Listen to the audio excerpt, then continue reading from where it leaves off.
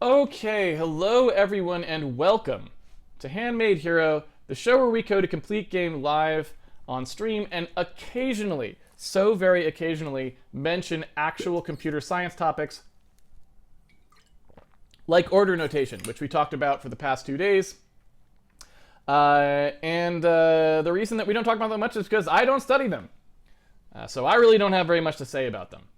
But hopefully from the past 2 days, everyone got sort of the idea of what goes on out there in CS land. So if they are interested about it, they can go check it out.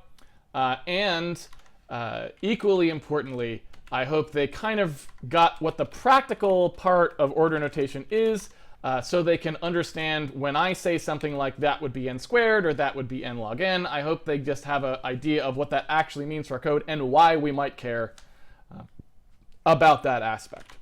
But that's about the end of the CS. I am a very practical programmer, not a lot of computer science in my brain, so that's probably the last you'll hear of it. That said, we still have some actual practical programming to do based on some of that CS, which is to say that this is an ON squared sort. This is, well, we'll just put it KC. This is the ON squared bubble sort. Right? And we had just a to-do in here already, which was saying we could early out. Now, we discussed that when we were talking about sorts, which is that we don't actually have to bubble sort forever and keep actually doing the n squared, the n passes over n items.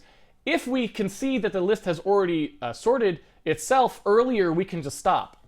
And so what we could do here is just introduce something which is like list is sorted.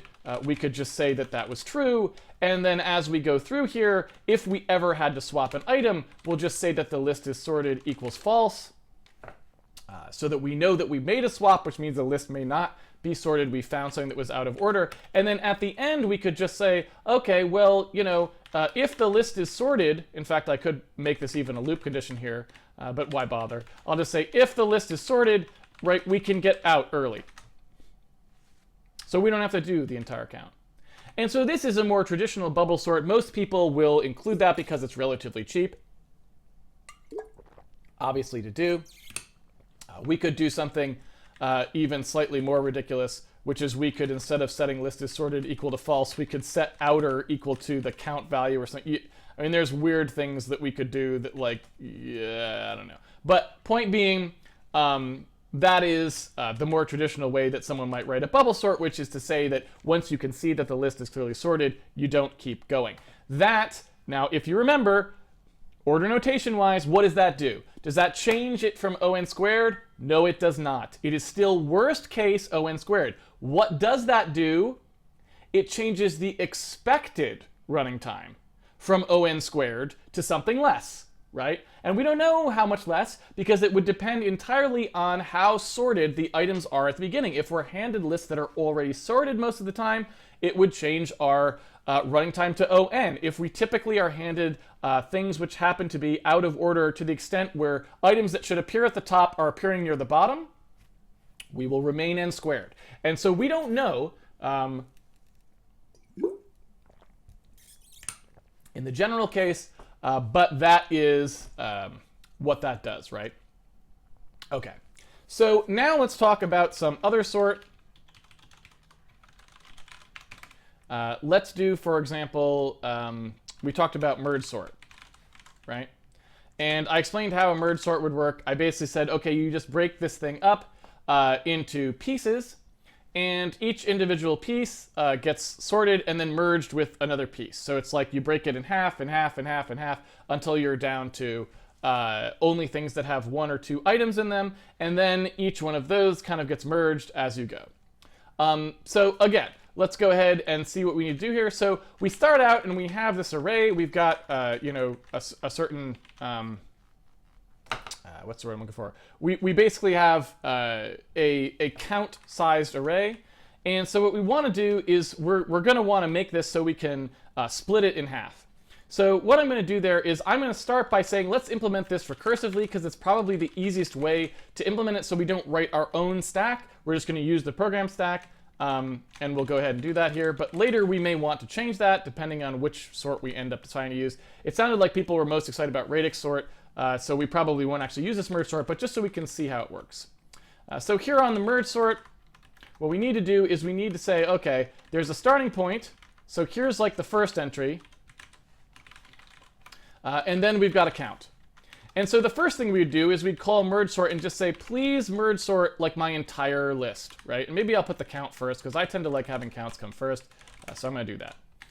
Okay, so we're going to say, hey, you got to do this. And I'll maybe make an if 0 here because otherwise the list will already be sorted. So here's our merge sort. So we do our merge sort and say, okay, here is the count. Here are the entries. And in the merge sort, we need to go, all right, if the count is 1, then we're obviously already sorted, right? So if the count is 1, we don't need to do any work, right? Right, because what would be the point? If the count is 2, then we just have to look at the 2 items and swap them, right? So we really just have to do exactly this thing that we had here, right? Because if we're looking at two entries and we know that that's all we had to sort, well then if the sort keys happen, and in fact I can actually construct this to look exactly like the other one, we basically have whatever the first one is and whatever the second one is, right? If they are in the wrong order, then we swap them, right? That's it. And so that gives us both of our sort of termination cases, like our stub cases, where we know what to do.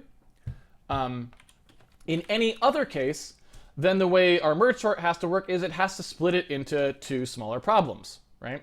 So what we then need to do is figure out what the half count is. So what's our half count, right? Because we need to partition this into 2 pieces that we're going to sort separately.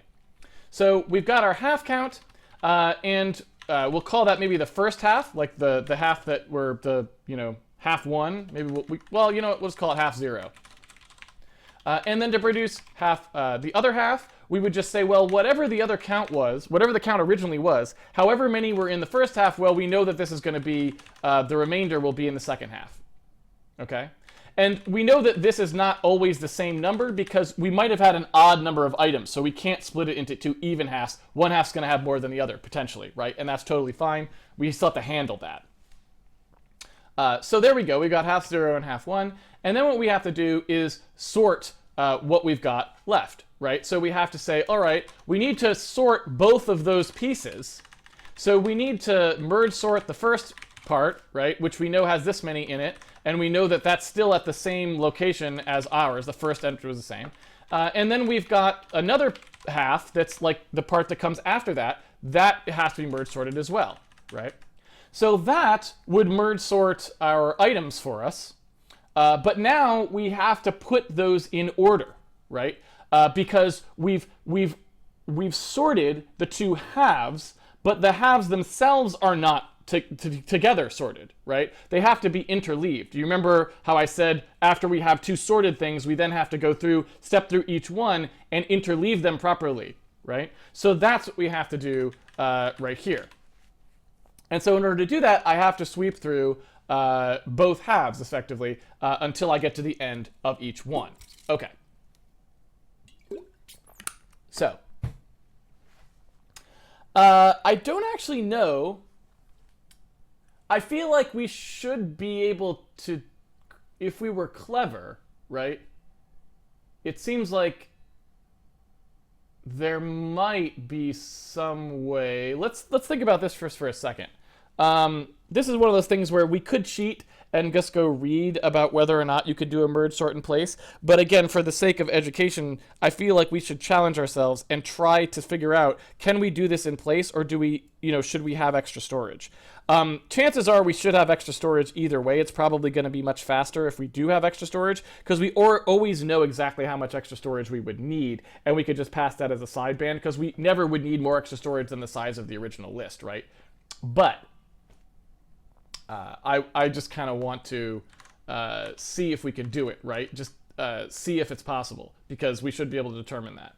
And so what we have here, we've got 2 halves. right? Here's half 0, and here's half 1, right? If we had more halves, we could even have half 3, and half 3 would be confirmed, right? Half 3 confirmed. Anyway, so if we have two halves, and we've got the entries in them, all I need to do is just produce the composite buffer by starting here. Remember how this works. I'm starting here. I know these are sorted, so I know these go in order, and I know these go in order. And I just need to pick at each moment from like two, read locations, right? One here and one here. I just need to go, which one of these should come first?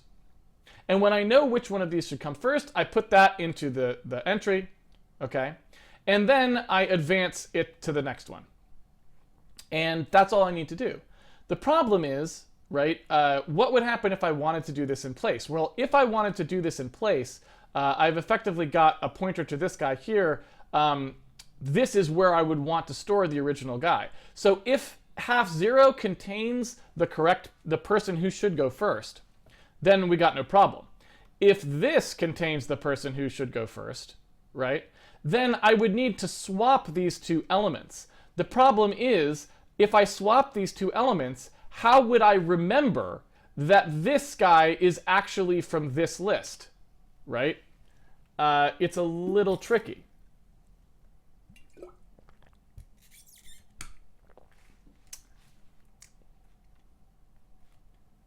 But I think we can do it. All we would need is the knowledge that we had swapped, so that when we actually take from this guy again, instead of advancing his pointer this way, we restore his pointer to what it should have been before. Right?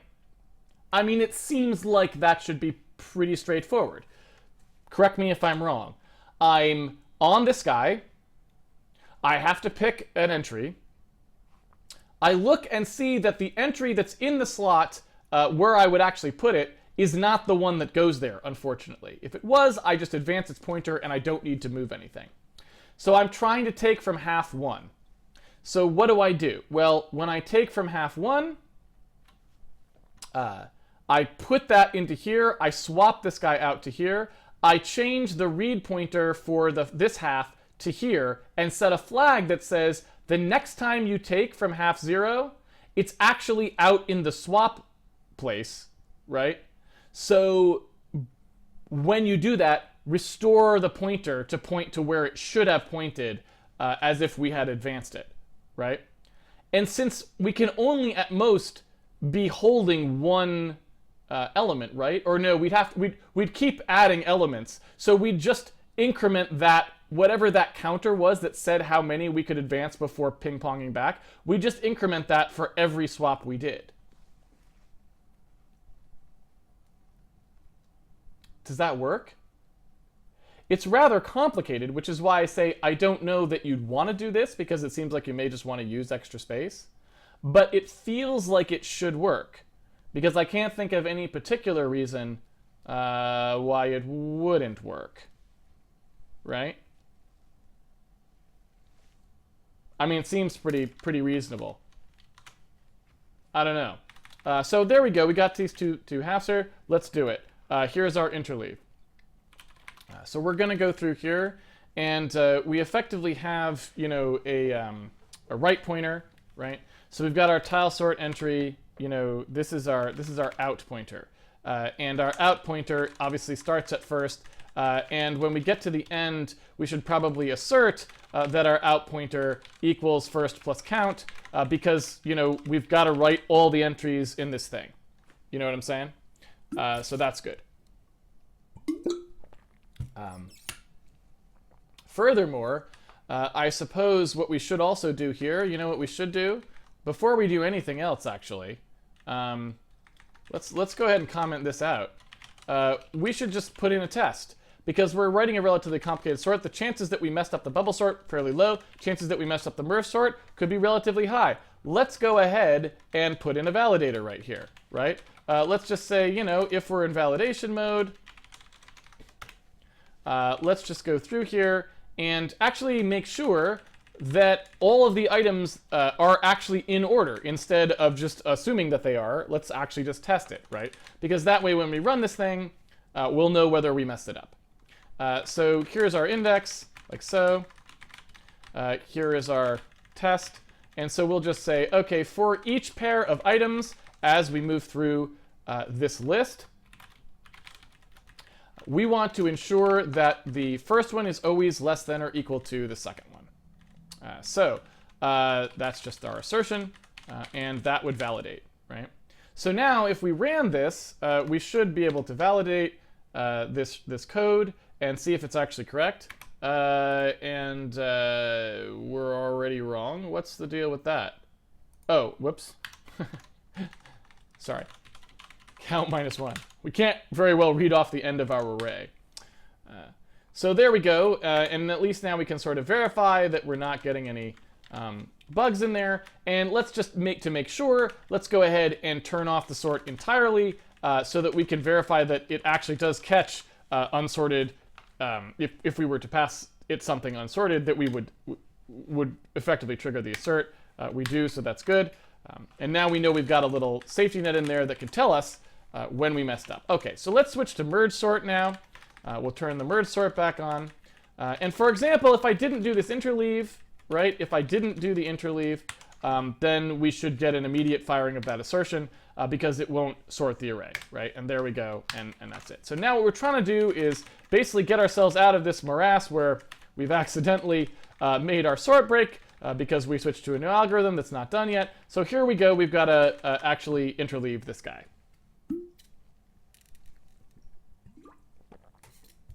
Okay.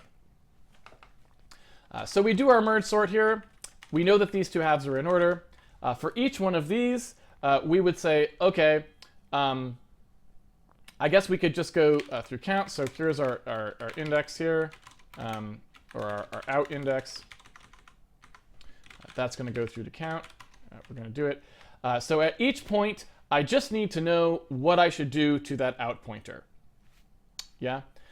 So I need to say, and in fact, you could imagine, let's just write this just for in .0, just for so we can kind of see. Let's write it as if we had the temporary memory first, right? So we've got this. In fact, I can write it like this. So we can see the pointers to the two halves. So there's the pointers to the two halves, right? So as we go through each out index here, what we want to do is say, okay, let's go ahead and read in the two, compare the two entries, like so. And we want to select whichever one we should be reading from. So if in .0, if its sort key is less than in .1 sort key, then I want to pick in .0, right? So I'd want to write in .0. If, on the other hand, in .1 should come first, then I want to write in .1. And in either case, I want to advance the pointers. Now, obviously, we do have a problem here, which is that we might consume all of in .0 before we're finished. In which case, we would start reading into items that were actually in .1 or something. Or worse yet, if we consumed all of in .1, we'd start reading into items that were just past the end of the array. So neither of those two situations is good. So we need to have some way of knowing that we've gotten to the end of one of these and no longer consider those for retirement, right? So what we could do here, there's a number of ways we could do that. We could say, for example, and I don't know if I actually want to do it this way. I might want to do this just for fun, just to make it a little more explicit, and so we can debug it easier. We could call these read half, like this.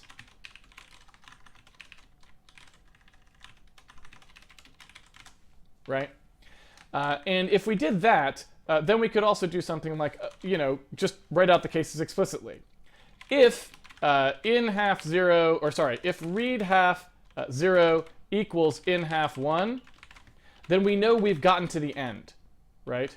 And so basically, if we've gotten to the end of read half 0, we know we would always take this one.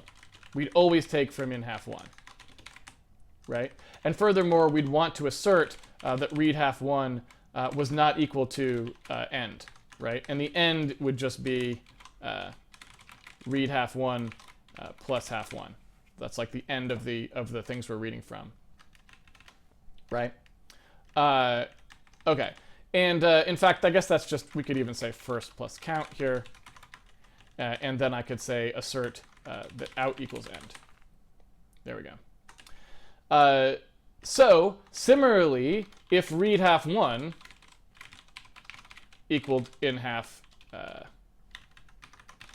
end, then we would know, well, we don't need to assert that because we already checked it. So then we would know that we have to take from read half 0. Right? And then otherwise, we could do this.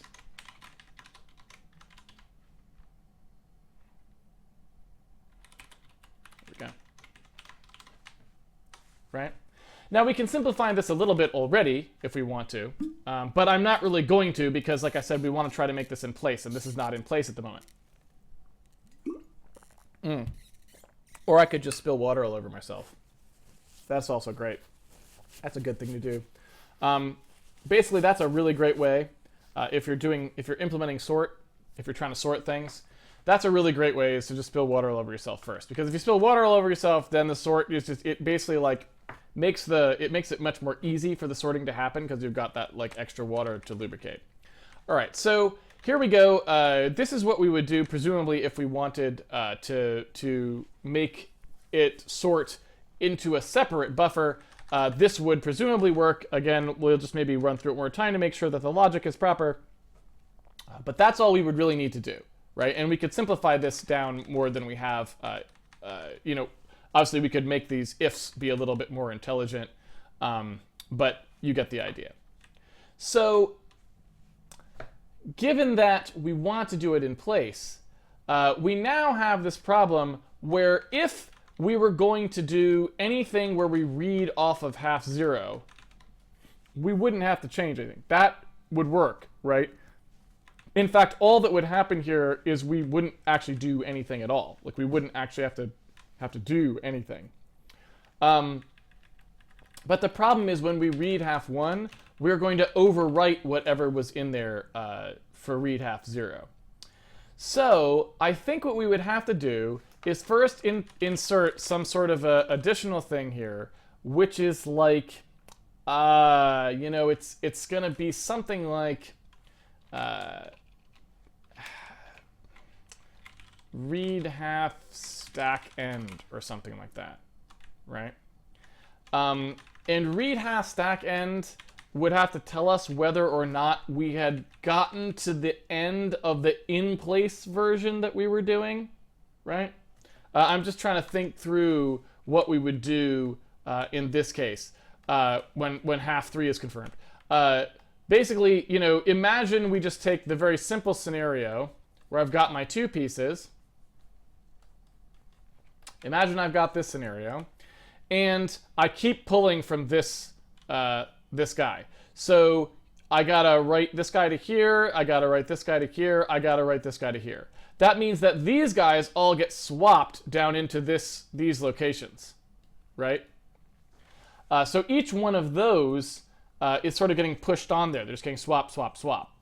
And so when I go to read, I need to know that I'm actually reading from here, not from here. So let's do the simplest version of this first, which is like, you know, half 0 stack count equals 0, and half 0 stack, well, I guess the half 0 stack's always in the same place, right? It's always here. It's always at in half 1.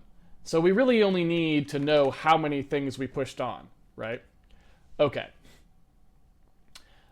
So the first thing I guess we would do is say, you know, if you get this guy first. I'm going to do all these cases, and then we'll probably be able, I think, to simplify it down, but I'm going to write all the cases explicitly first before we try to get clever. So if the read half 1 is at its end, meaning read half 1 cannot go any further. Then we would know that if the half 0 stack count, right, if that equals 0, then we would just read out of where we actually are in read half. Does that make sense?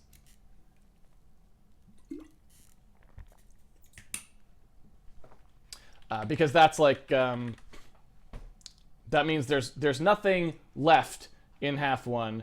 So we just have to see, if there's nothing in the stack, we would read normally.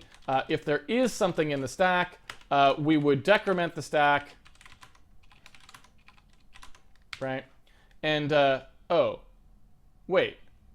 But we wouldn't have to do anything at that point, right? Because if that was the case, that means that the entire rest of the buffer just contains the items that we swapped into it, which means they're all correct. They're all the right ones in order, right? Because as we swapped them out, they were still in sorted order. So if we filled this whole thing up and got to the end, then all of these must be correct. So actually, we wouldn't have to do anything. So if the half stack count is 0, then we do need to do something. Otherwise, we can just end. Everything's in order and we're done, right? Because the number of swaps can only be as many as there were in that buffer, I think.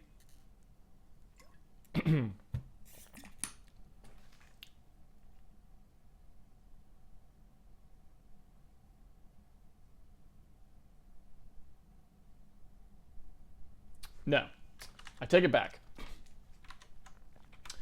So we have two things to worry about. Here we go. This is going to be tricky. I like this. This is good for a Friday because I feel like on Fridays people tend to get lazy. But we've got 30 minutes left. We can do this. So the problem is, if I come here and here, as I swap these things out, let's say that this buffer was much shorter. So there's just like two things in here. There's A and B in here or whatever, right? This is what was here. And here's like 1, 2, 3, 4. I'll number these and letter these so you can see. So let's say A and B have to come first. So the first things we do is 1 comes into here, right? And A goes here. 2 comes into here, and B goes here, right? Now we're at the case I was talking about.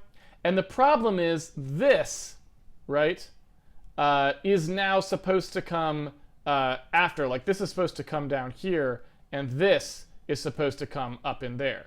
So it's as if we now have another version of this interleave, which almost kind of makes me wonder if you could sort of phrase this as just as always being between two buffers, and we just changed which two buffers we were talking about.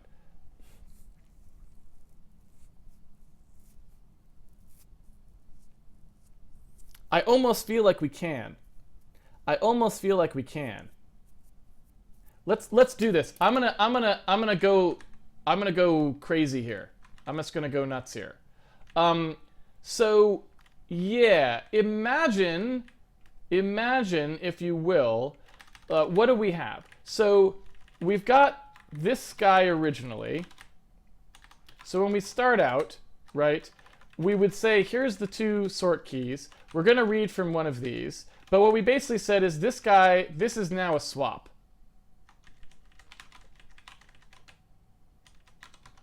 Right? This is now a swap. So instead, read half 0, read half 0. Oops. You know what? I'm going to make this a little easier on myself.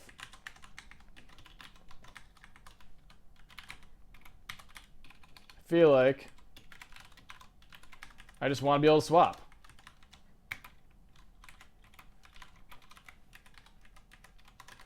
Seems like a good thing to want to do, right? So let's do this. Here's my B, B, A, A. There we go.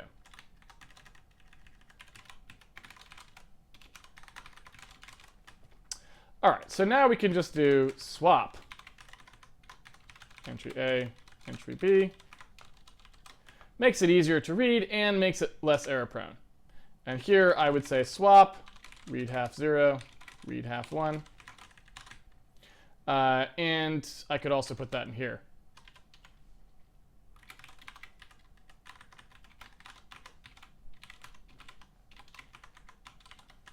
Okay. So what I was about to say was, here we go. I got these two sort keys. If I'm going to retire the one that's in the thing that I want, that it's already in the correct place, then I don't need to do anything, right? All I would do is skip over the location that I'm actually trying to write to, right? And in that case, I'm also going to update read half zero. So in some sense, read half zero just is the out pointer. I don't really need to do anything while I'm advancing, right? So that just like gets me past any of the entries that don't, I'm just getting past any entries that are already in the right position. That's all I'm doing. So as I do that, I advance forward. In fact, I don't really need that, right? I just kind of advance this guy forwards till he gets to the right position. Otherwise, I gotta swap, right? So if I have to swap, then I'm going to swap read half zero and read half one. And what I want to do here is I want to actually just keep going with for as many swaps as I might need, right? So I swap the two that are there.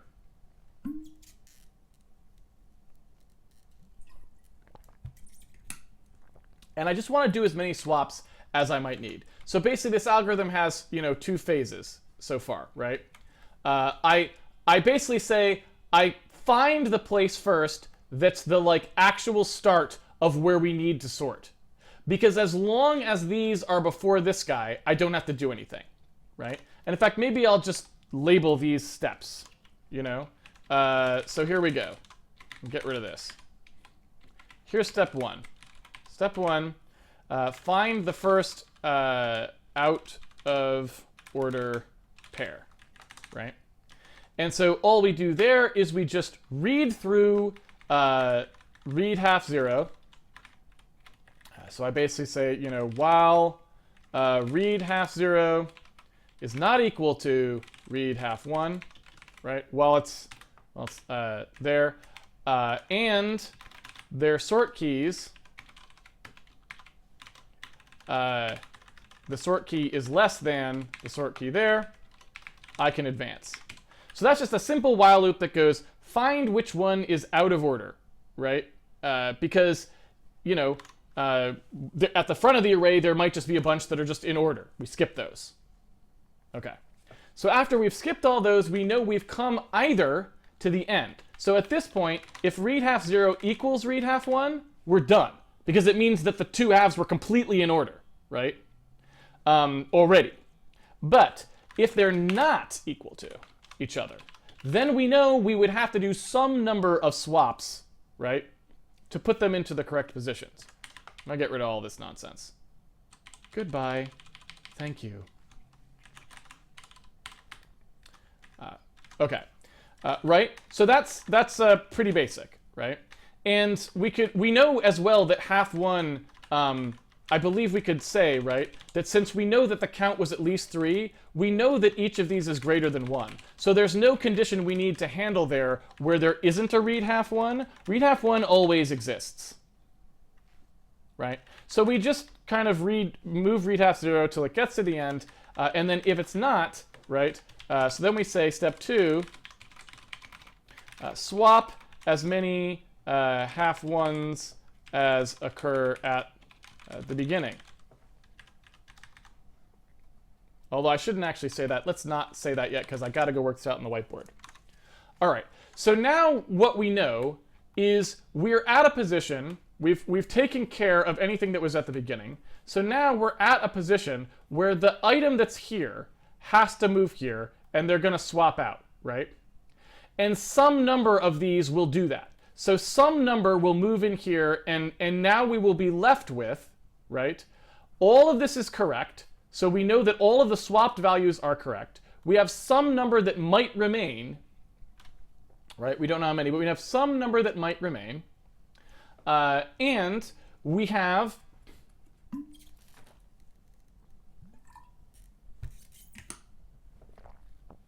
excuse me, we now have a part of the buffer here that's actually we have basically two buffers. We have this buffer and this buffer that now I should say three buffers. We've got this buffer, and this buffer, and we do know, right, how these things relate to each other, right? This buffer comes before this one, and this buffer is just the remainder of half one. So my feeling is we might need a stack. We'll have to see in a second here. But my feeling is once we're at that point, we should be able to then just adjust which buffers we're pulling from and repeat the same process, right? We should just be able, I mean, seems like that would make perfect sense. Because at this point, when we get to step 2, we have 3 potential buffers. We have, well, I guess, sorry, step 2, swap as many items as necessary. So here we just go, okay, while read half 1 is not equal to end, and read half 0, excuse me, read half 0 is still a valid entry, right? And read half 1 is actually the guy who should be in this position. So I want to say the guy who moves, right? Should we swap him? Like so. So if I want to do that sort, if I want to do this thing, I've got to swap now read half 0 and read half 1, right? So that puts them into the correct position, and both of these pointers advance, right? Is that actually true? No, that's not true. When I do the swap, as I'm doing those swaps, I need to now make read half 0. I need to make read half 0 be what read half 1 previously was, right? So read half 0 is, I need like a second pointer for writing so that I can keep track of who I am comparing against, right? So I basically say, like, here's my comparator or whatever, compare with, let's say. I'm comparing with this guy, so here's my compare with. As I move read half 1 up, if I need to do that swap, the compare with needs to move, right? I'm trying to think if this actually needs to happen. I guess the first one we actually know automatically happens. So actually this happens immediately, now that I think about it, right? We know that this would have kept going if necessary, right? So we would swap these two guys, although I should say, what about equals? Do we care about being stable? I don't think we do, but we'll just say. All right, so we swap these two guys. So they're now in separate positions, and I now need to say, like, the person that we're actually comparing with is actually in the read half 1 slot, right? That's where that guy actually exists at the moment. So we're going to keep comparing with that guy while we read out what's there, right? So then we advance both pointers, read half 0 and read half 1. They're both past where they were. And while we can still do that, right? While read half 1 is not equal to the end, we should be able to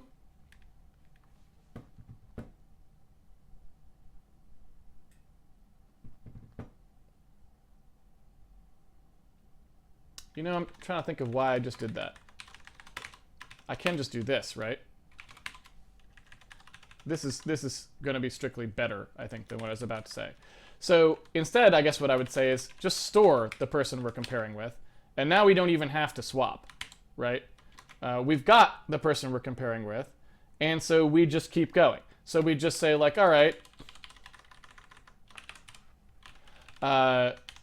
while read half is not equal to the end, then we would come in here and say,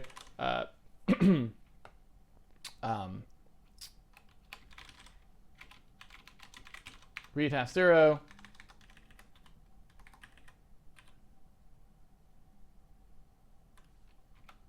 plus plus equals read half 1 plus plus.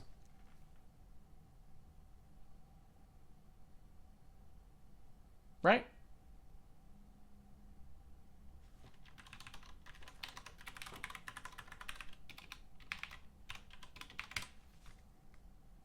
So that, I think, does the thing that I was trying to do before.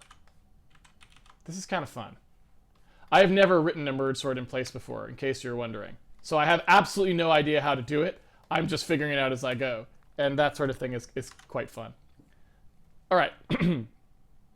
So here's what we know. We've gotten to this point where anything that was in order, we finished, right? We then say, well, now we know that we've got an element that's out of order.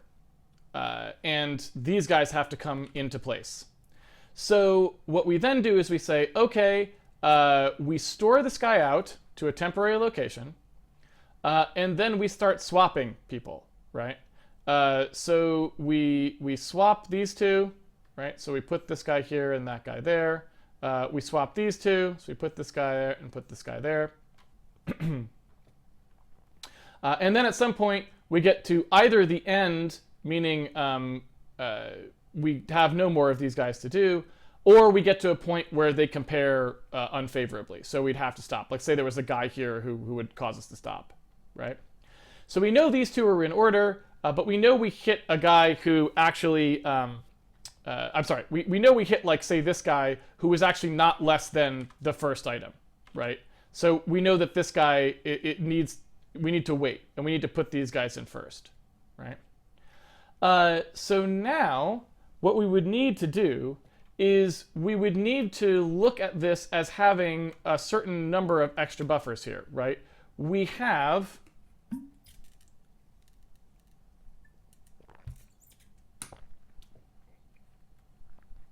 some number of remainder on half 0, right?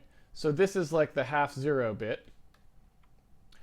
We have some number of swapped. So here's the, like, we've got the first part, right? This is like the second part of half 0. We've got the first part of half 0, right? And then we also have the remainder, the second part of half 1. All of these are in order, right? So I believe now we just have to figure out a way to take the second half 0 part, and we have to, like, overwrite these values. We have to overwrite these values with this and this, right? We have to put them in here and pushing out the remainder again, right?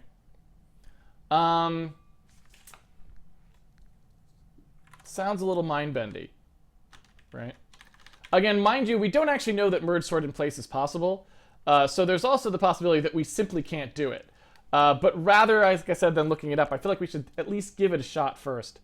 So I'm still going to spend probably another 15 minutes looking at this before we cheat and see whether you can do it.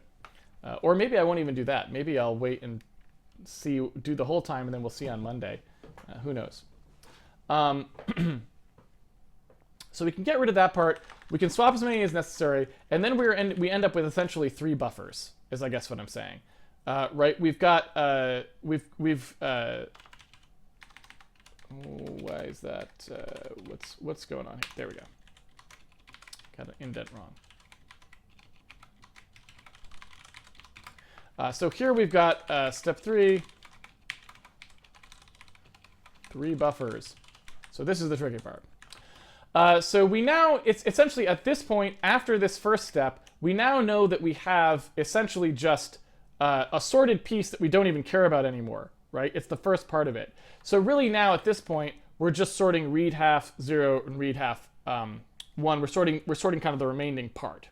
So this just skips the part we don't need to care about. Then we do as many swaps as we can. And so now we've got a fully in order part that comes up to where read half 0 actually is at this point. So at that point, we would also know that the original read half pointer, so this part right here, so in half one, we essentially have in half one is the swapped part of half zero, right? We have read half zero, the unswapped part of half zero, and destination for next item, right? And then we have read half one, which is the remainder, or I should say unswapped part of half one, right? And we know that this part and this part have to be, processed, and it has to swap into here, that's the tricky part, which is the part that makes me worry that maybe we can't do this, but I'm not sure. So we'll find out. So how would we do that? So if we were to do that, right, I mean, one way to do it is you can look at it just directly, where we would say, okay, in half one, if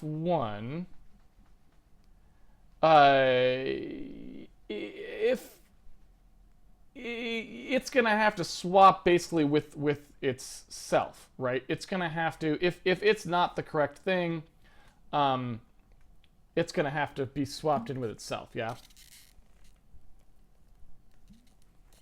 I'm in the other part of half zero. Because if in half one was coming next, it would have to go there, right? And actually, I guess we know that it will, right? Because we got to the part, what we know is we would have kept going here. This would have kept going if it wasn't the case that we now needed to swap in that part, right? So we now know that actually what we need to do is we need to put back in this part, right? This part has to come back in. So this would be going as far as we would have to go, swapping half zero in for where read half zero actually was. So that basically pushes that back out again, right? Yeah, I mean, I think that just works. So let's see. So let's just say this is swap as many half one items in as necessary. And you know what else I might want to do? I feel like it would be kind of good too here to we can construct a false case. Like we can construct a test case here. So instead of using the actual push buffer things, we can call this with a thing where we've set it up so we can see them. They're just like 1, 2, 3, 4, 5, 6, 7, 8, right? So we can watch it in the debugger and see really clearly how our sort is behaving, or we can step through it. All right, so swap as many half items as necessary. Step 3. Now what we want to do is swap in as many swapped half zero, or swap back as many swapped half zero items as necessary, right? So we're going to push those guys on there, and it feels like that's going to be recursive, because then we're going to have, I think we're going to have to move this into a function, because then we're going to have to go, like, as soon as we stop that, we're going to have to remember how far down we went. But let's just keep writing it and see. Okay. So assuming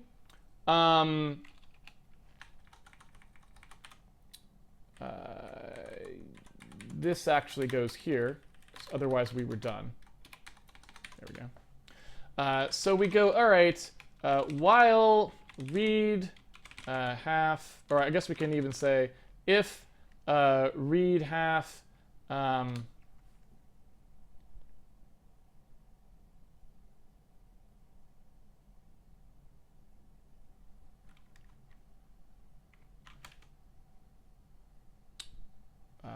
this is in half, sorry. Okay. So it's actually if in half one, that's where our things are. So now we want to say, okay, if in half one, or rather, while in half one is not equal to read half one. So that's the bounds, right, of the problem. We're going between those two.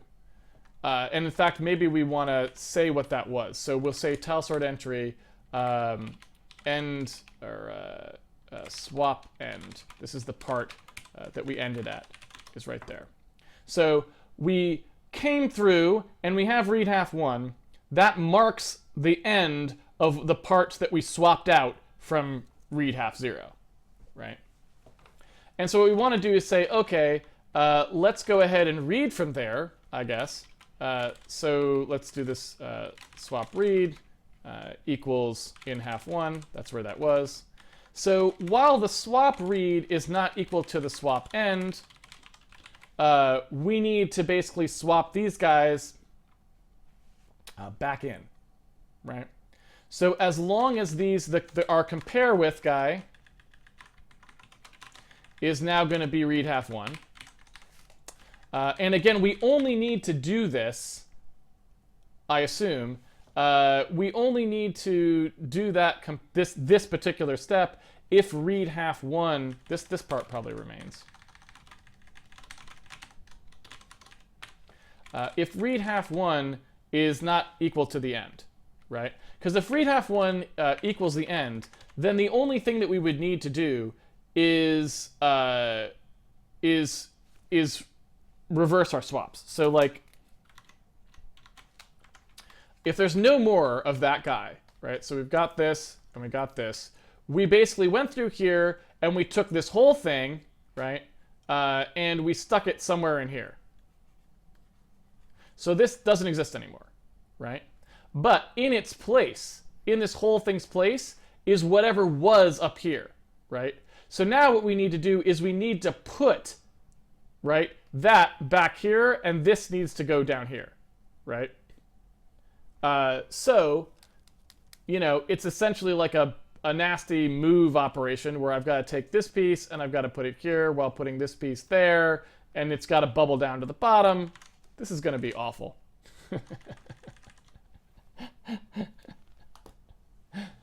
Man.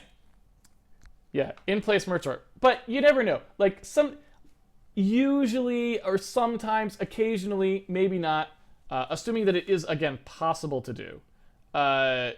It starts out really nasty and hairy, but as you actually see what it ends up being, oftentimes you can like make it simpler. So, you know, we're at the worst stage of it when we're working through and figuring out how to go. Once you actually have the whole thing working, you can usually go, oh, like these cases kind of collapse here, and you know, it can get simpler as you can analyze it. So I wouldn't despair. I don't want to. The reason I'm not just like, oh, let's give up now, is because you never know. You want to kind of look. You want to get a little bit past that breaking point to just make sure there isn't like maybe it would be clean, you know, just over the horizon, right?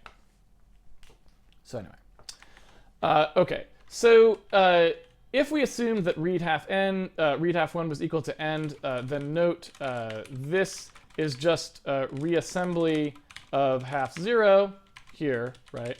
But otherwise, if we weren't going to do, if that wasn't going to be the case, so there is still a read half one left, then we would need to swap as many as of these, right, in there.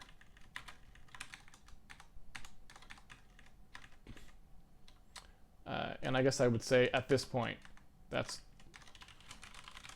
what these are.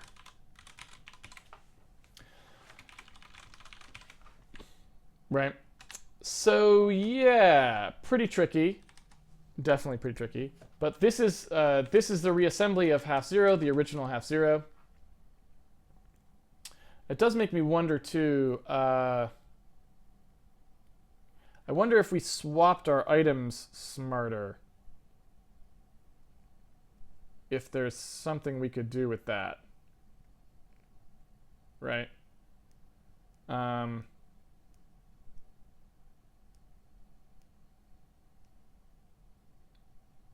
don't think of anything, but so we'll just leave that for now. All right, so we got those two pieces.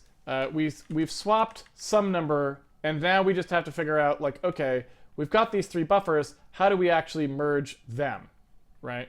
how do we merge these three buffers? So we've got the swapped part of half zero, the unswapped part of half zero, and the I guess this is just the remainder. We don't really have to think of that as being swapped or not swapped. Okay, so let's take the case where we know that we're just reassembling half zero. So, like I said, that looks like this. If we were to take our buffer, here's the half marker. Now what we've effectively got is we know that we swapped out like basically everything there was, right? So we know that the entirety, this was completely consumed. We know that all of this is all the first part of half zero, right? So this is the first part.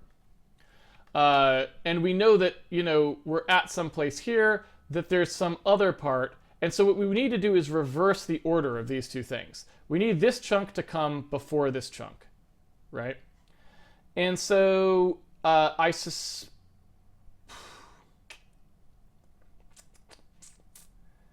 don't know. Is there any way to do that?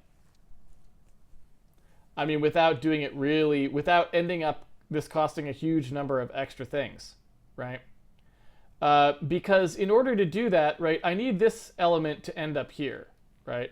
Then that would, so that would put it in its correct place, but then this thing would be in the wrong place, right?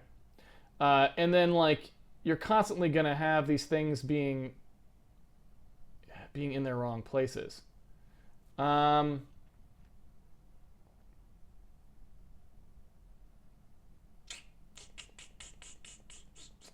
Yeah. That's looking ugly.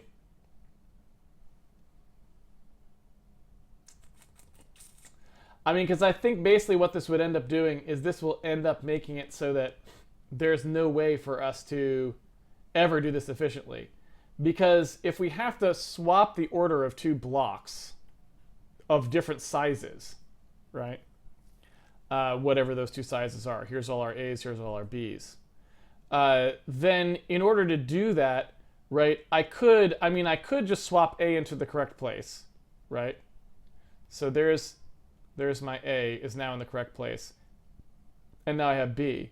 But then I'm right back to the exact same problem I had before. So now, that B has to be at the end. So now I have to swap that part out, right? I end up doing ON swaps on this thing to put it in that order. I don't think there's anything else I could do other than doing ON swaps. And if I have to do those ON swaps, I'm a little worried. Well, yeah. Well, let's just do it. What the hey? So if I need to rearrange the two halves of this thing, right? So I guess what I would do there is say, like, okay, as long as I still have some left, I've got to keep swapping this thing in. So what are my two halves? I've got in half one, that's the swapped part. I've got read half one, that's the unswapped part. And I need to move in half one up to where read half one actually is, right? So if I were to do that, that would just be like, okay, however much in half one, it's right here, while swap read not equal to swap end, star swap read. Trying to think if I'm swapping it in, what happens when I get to the end of it. Yeah, this is super nasty. This is super nasty because there's two cases here too, right? If it looks like this,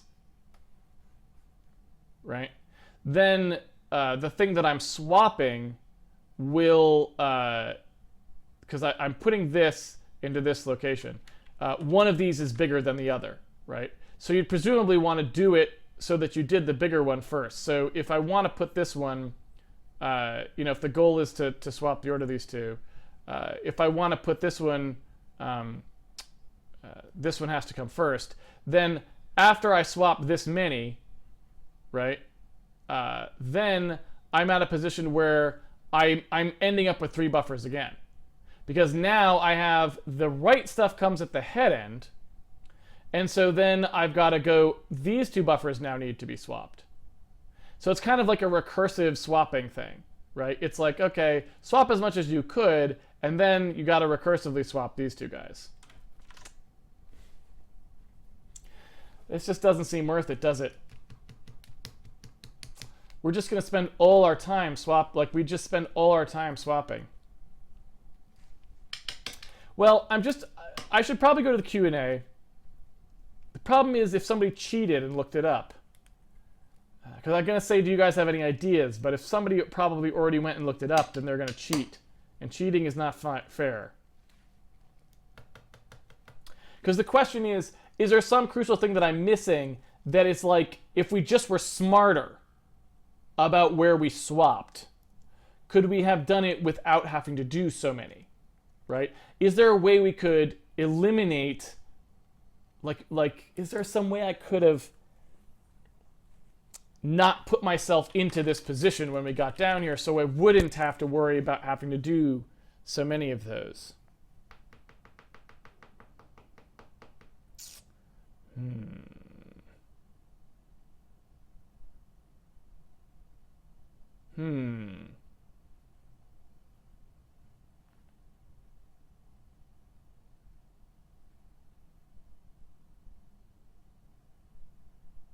Well, let me think this through one more time.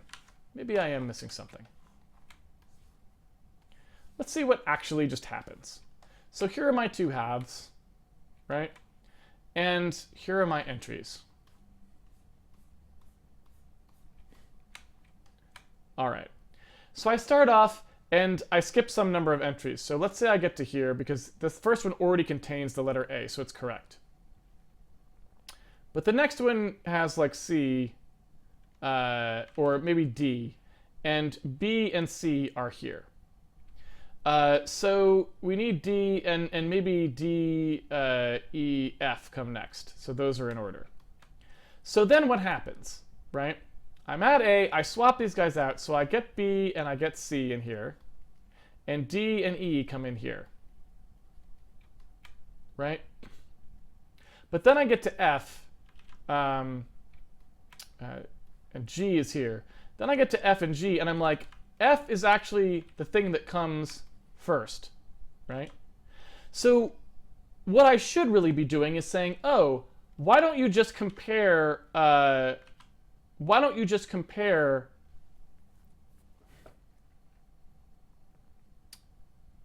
F with this guy?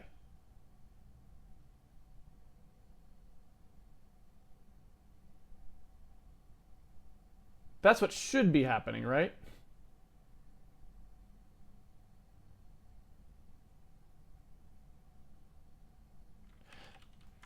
Yeah, because we got to here, we said, all right, we've got D, we've got C, right?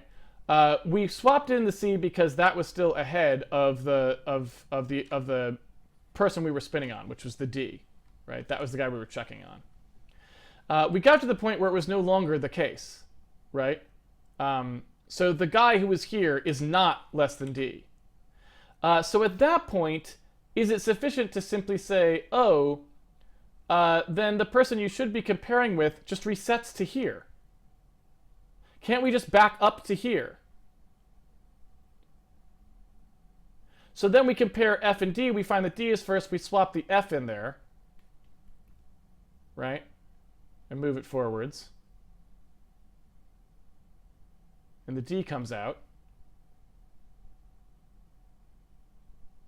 Then we come down to the E, right? We compare against whatever was in there as well, which would be what at this point? I don't know, like I, J, or something like that.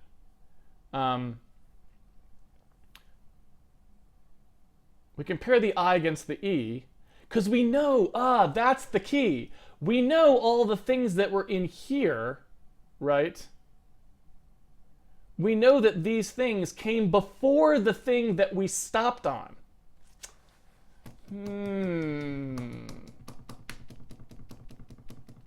So does that just work? Does it just work to just reset the pointer? You see what I'm saying? Meaning, if we do this, where we say, this obviously is fine, right? We just skip things as far as we want to skip. We swap things as far as we need to swap. At that point, can we just say, like, as long as we still have stuff to go, can we just run this thing, and at the end, after we do all of our swaps, just reset the pointer to where we had swapped from?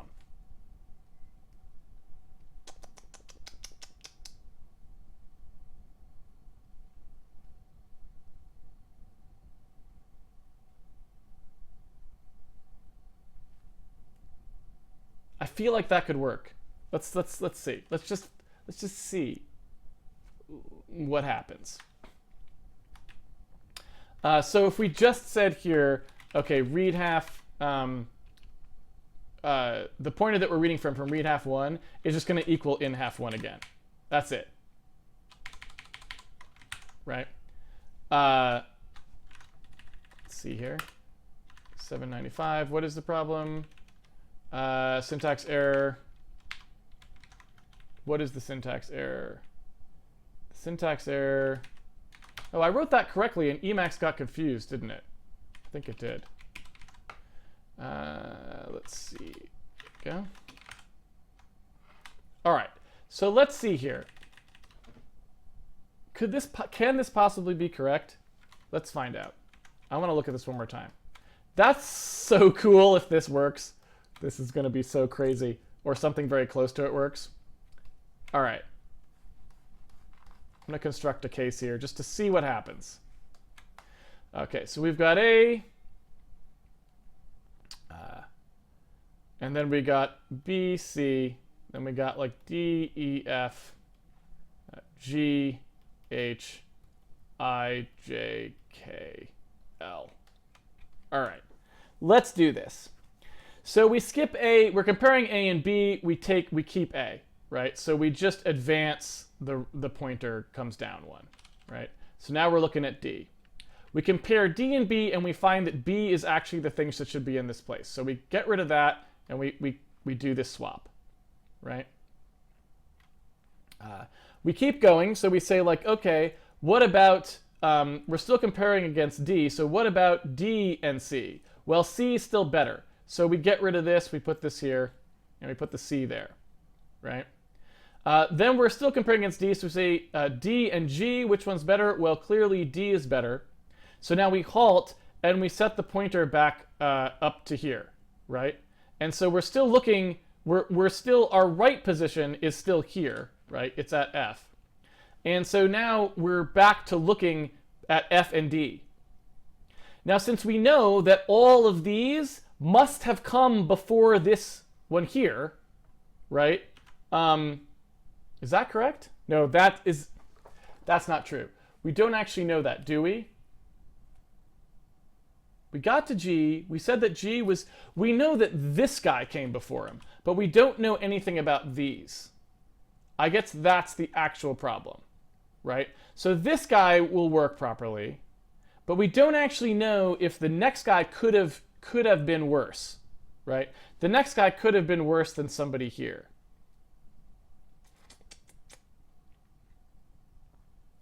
So I think that is why that doesn't quite work. Yeah, because we don't really know. We know that all of these guys will be below this dude.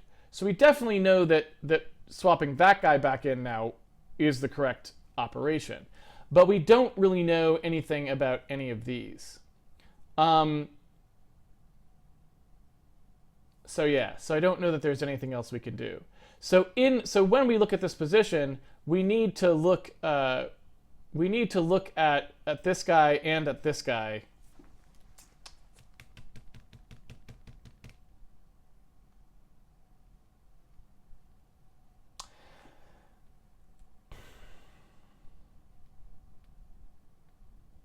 Nah, you gotta, I feel like you gotta be able to do this. Because we just need to know which one to swap in. And then we can proceed, right? Because let's say whoever we end up swapping in here, right? They go into whichever location they go into, they're pulling out. So if I swap in this D, right, and the F comes here, and then I move down here, I'm still in a position to know that I wouldn't revisit these guys until I visited everyone down here. So it feels like all I should need is just a stack of these swap pointers, a stack of the swap base pointer. I feel like that's it. All right, I think what I'm going to do is I'm going to say, I'm not going to look at the chat. I'm not going to look at it because I want to actually try this on Monday. I want to see if we can do this because I think that's all I really need. I think all I need to do is remember this stack pointer here, right? And I just need, so I would need some space, but I only need space to store that recurse. Of course, you know what? I suppose you could argue, well, that space to store that back pointer, though, that's cheating, right? I mean, that is the storage. So at that point,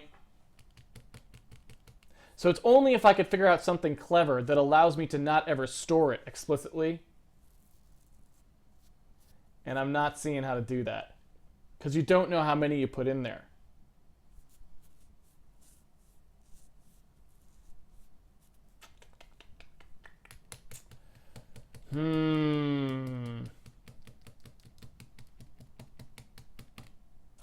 So I think that may be enough to convince me that you can't do it in place.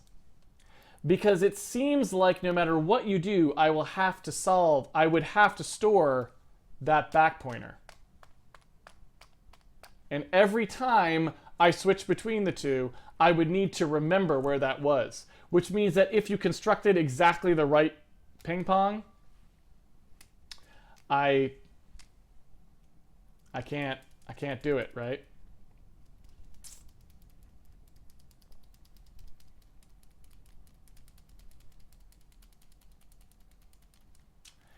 That's a bummer. So that means I would predict, based on having explored that, I would predict that somebody has shown that merge sort can't be done in place. But it's a pretty weak prediction, right? We didn't try that hard. We didn't really look at it that closely. We certainly didn't prove anything. So it's possible that we're just missing one clever insight that would allow us to do something more clever.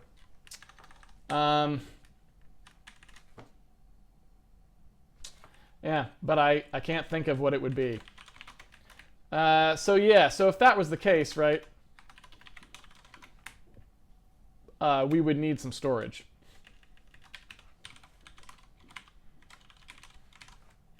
So when we do this merge sort, we would need some temporary storage. Now, in order to do that, right, we can do kind of the crappy way, I suppose, which is to say that the first, just for the sake of finishing it up, we can just do like a temp pointer here that we always keep. And we'll do like the worst possible version of this because we're basically out of time. The worst possible version of this is we literally just do what I wrote before, where we say, okay, tile sort entry out equals temp, x equals 0, index is less than count, plus index, and then here we just do exactly this thing. So we have our two entries, which is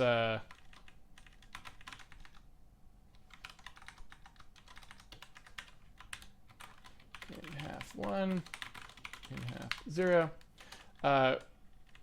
We have our two reads. We say if read half 0 is less than read half 1, then we just say the out location equals read half 0 plus plus. Otherwise, we say the location equals read half 1, like so. And then, of course, we have to do the thing here, too, where if read half 1 or 0 equals in half 1, we always read from the other one, because that means we're out of data on that one. And same thing here.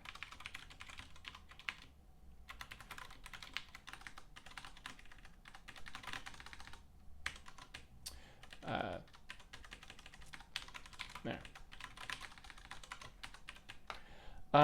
So that actually just flat out does what we want it to do. That puts them all into the temp thing, and then we could literally just copy it back. Now, if we are smarter about the way we ping pong our buffers, we wouldn't need to do the copy back. So to do not really necessary if we ping pong. But again, we'll just do the easiest version first. So here all we need to do is say, okay, we have our first there. We just do first index equals temp index. That's just the copy back.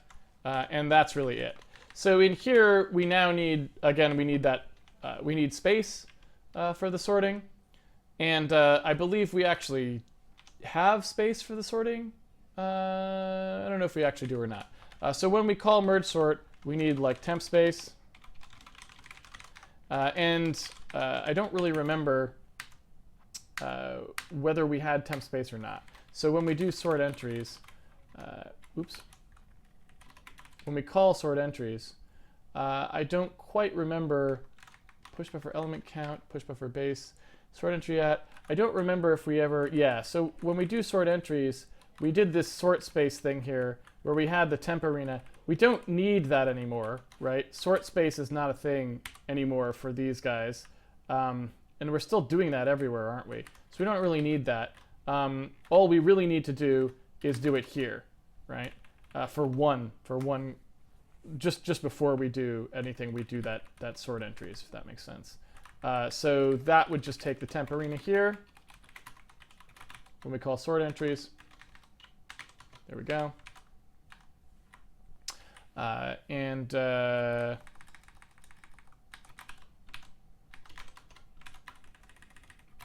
Now we can get any memory that we want. And yeah, begin temp memory. The temp arena, we don't actually need to do that anymore here, right? That stuff is just not necessary. Okay. And I want that to go away entirely because we don't need to do it anymore because it just happens in here. I'm pretty sure that's all fine, right? Is that not true? Because sort entries doesn't happen per thread anymore. That's, or never really did. So that's it. And so all I need to do is actually get that temp space. So yeah, when we call sort entries, the temp space is just tile sort entry temp space. I'm just going to grab however many the count is.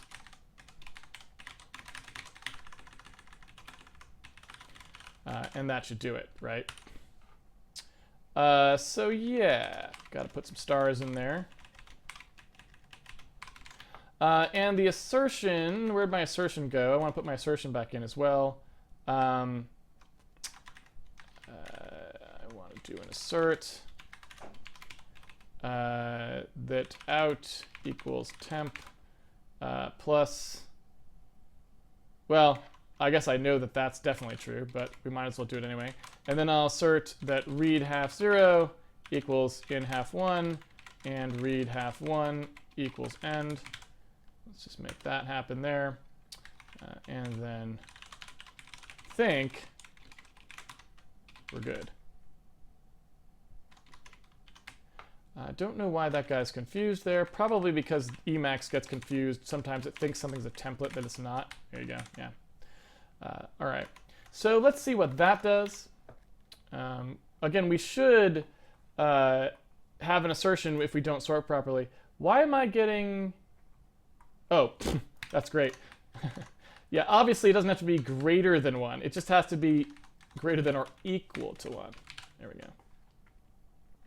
So we should get some assertions here if we do something wrong. Looks like we didn't do anything wrong, I guess.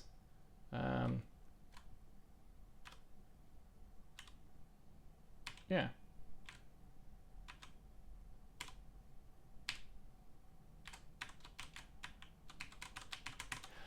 So yeah, disappointed that we couldn't figure out how to do that in place. But I guess what we'll do now, since it seems like I don't know, I feel like I don't have any great ideas for that. I don't know if I want spoilers warning or not. I don't know if I want to look and find out if it is, or if we want to try to think about it over the weekend. I'm afraid to look at the chat because I know someone has almost certainly already looked it up. Nah.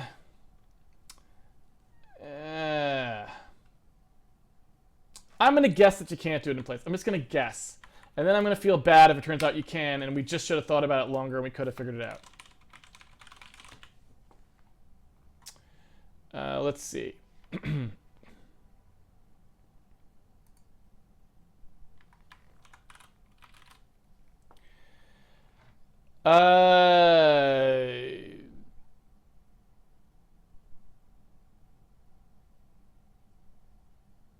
Yeah.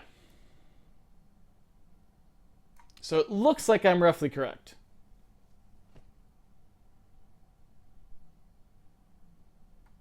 It looks like you would need a lot more work if you didn't.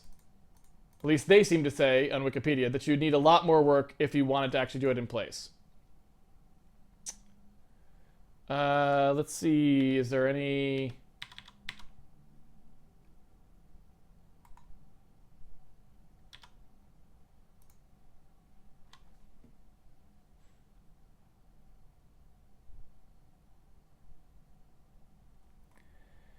Let's see.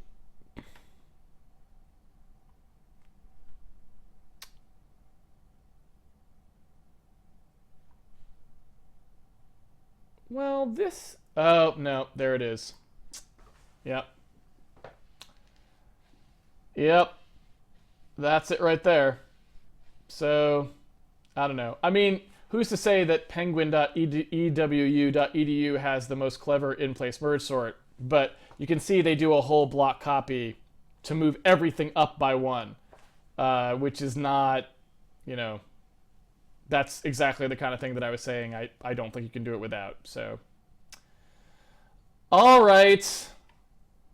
Well, I don't feel bad about the fact that we couldn't figure out a clever way to do it because it doesn't look like there is one, but it is a bummer because it would be cool if there was a way to do it in place. I guess I can go...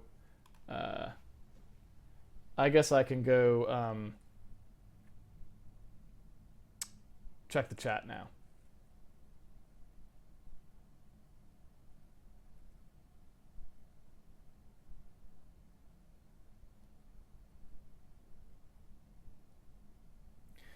So yeah, and given that, it means that almost certainly you want the temp memory. The temp memory is always going to be faster if you can't do it more cleverly than that, because basically all we have to do is just actually swap, use like a basically ping pong to do it, and we will be able to eliminate this entirely. So this is going to be way better than doing it in place.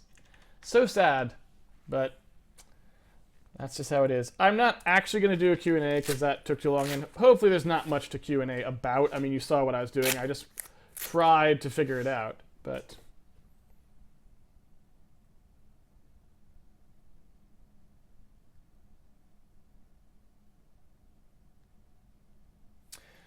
Insofar as I didn't look this up, so it might not work, but came up with whenever an element from the upper half is chosen, put it in place in the lower half. Shift the upper half down to fill the space that the chosen element from the lower half, the new space at the end of the upper half. Saying lower half repointer to that end bit thoughts. Yeah, my feeling on that is just that's too much work, right? That block copies. As soon as you have to do a block copy, you might as well just have used the temp space, right? Because at that point, I know I'm doing so much more extra work that I can't see doing it, if that makes sense.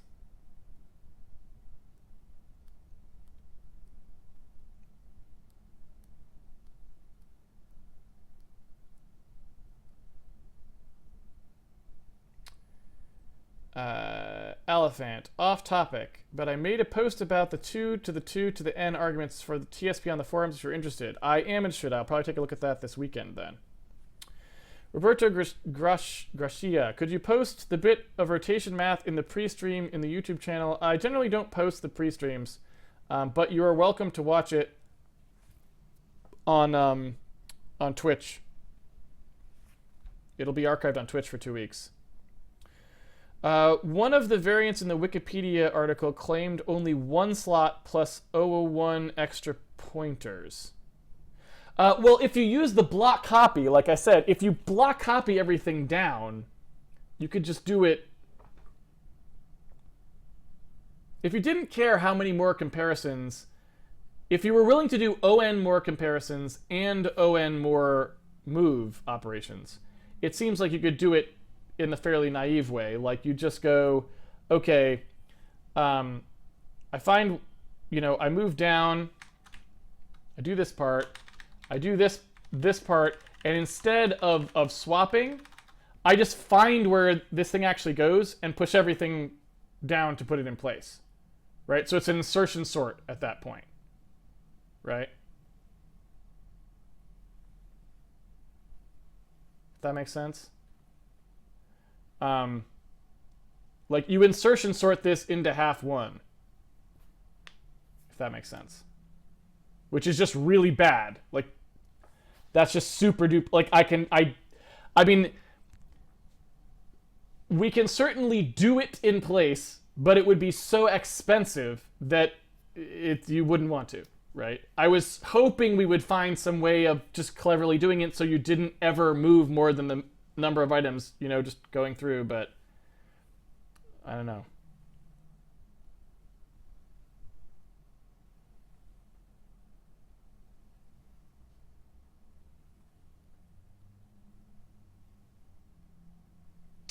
But yeah, who knows? Maybe there's still something clever out there. I don't know. It depends if anyone's proved anything about it. It could be that maybe we could come up with something very clever that people haven't thought of yet, and it would just work. I don't know.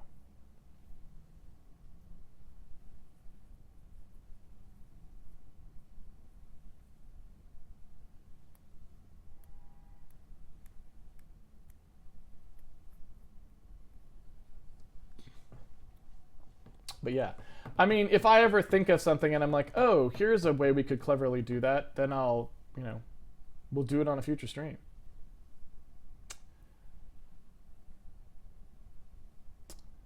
All right, I'm gonna wrap it up here.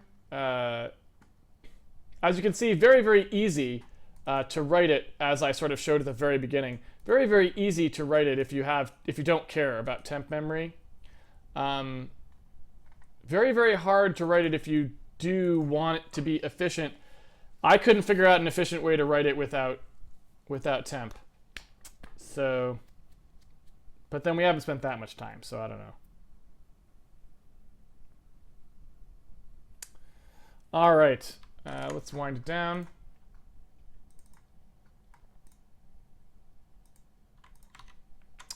Thank you, everyone, for joining me for another episode of Handmade Hero. It's been a pleasure coding with you as always. Unfortunately, we couldn't figure out any efficient in-place merge sort. Maybe one doesn't exist, but maybe one does, and we just didn't think of the right way to do it. So, we've got the weekend to think about it. If anyone comes up with a particularly clever way of doing it that does not involve a block move every time we get to an item that's out of place, maybe post it on the forums. And maybe we'll figure out something interesting. Or maybe we just need to search the web a little bit, and it turns out that, it's just not a top hit, but someone has figured out a really clever merge sort. Who knows? Anyway, that's it for today, and that's it for this week. We'll be back next week with more Handmade Hero, obviously. If you want to follow along at home, you can always pre-order the game. It comes with a source code, so you can follow along at home. And you can do that on handmadehero.org. You can also find links to our forums where you can ask questions or discuss the series. For example, if you think you figured out a particularly clever way to do merge sort that doesn't involve a bunch of block copies, that'd be the place to do it. and let us all know. We also have a Patreon page. You can support the video series if you like supporting the video series. It's always very much appreciated. We have a tweet bot that tweets the schedule, so if you want to catch us live, you know when. And we'll be back next week, so check the tweet bot over the weekend for a schedule. Probably will be 5 p.m. Pacific Standard Time again on Monday. Until then, have a great weekend coding, and I will see you guys on the internet. Don't forget to think about merge sort, and we'll see you next week. Take it easy, everyone.